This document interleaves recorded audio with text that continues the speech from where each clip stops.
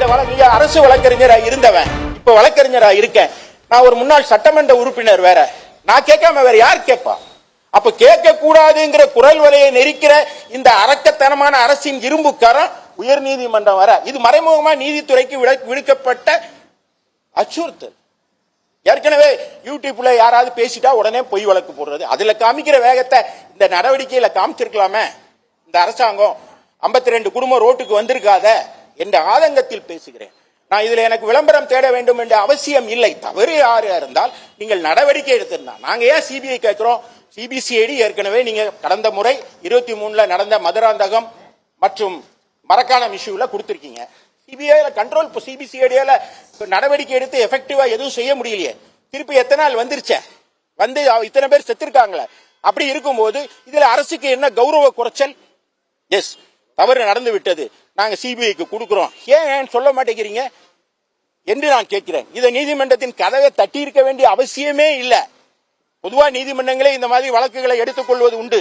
ஆனால் ஒரு tax paying, ஒரு சாதாரண டாக்ஸ் பேயர் எல்லாருக்கும் கேட்கறதுக்கு உரிமை இருக்கு. அந்த வகையில தான் கேட்டோம். ஆனா இதை விளம்பரத்துக்காக போடுறாரு இன்பதுரை என்று சொன்னால் அப்ப இந்த அரசோட நோக்கம் என்ன? இதுல நான் சொன்னேன் பலியாடுகள், அதிகாரிகள் பலியாடுகள் சொன்னேன். அதுல கண்ணுக்குட்டின்னு ஒருத்தரை அரெஸ்ட் பண்ணிருக்காங்க. ஆனா ஒரு எரும மாடு இதுல சந்தம் இருக்கு. நான் அதை அடுத்த முறை சொல்றேன். ஏன்னா இந்த வழக்கு இது என்னுடைய நான் விளம்பரத்துக்காக போடப்பட்ட வழக்கு இல்ல. உண்மையான உணர்வோடு எதிர்கட்சி தலைவர் ஃபீல்டுக்கு போறாரு. அப்ப அங்க எம்எல்ஏ கேட்கிறாரு, எங்க எம்எல்ஏ கேட்கிறாரு, என்னையா இப்படி நடந்துருச்சு, என்ன நடந்துச்சுன்னா நான் மனு கொடுத்தேங்க, எஸ்பிட்ட கொடுத்தேங்க, கலெக்டர்கிட்ட கொடுத்தேங்க, உங்க கையெழுத்தை வாங்கி சட்டமன்றத்திலே கொடுத்த, நடவடிக்கை எடுக்க முடியலன்னா ஒரு கட்சி எப்படி இயங்க முடியும்?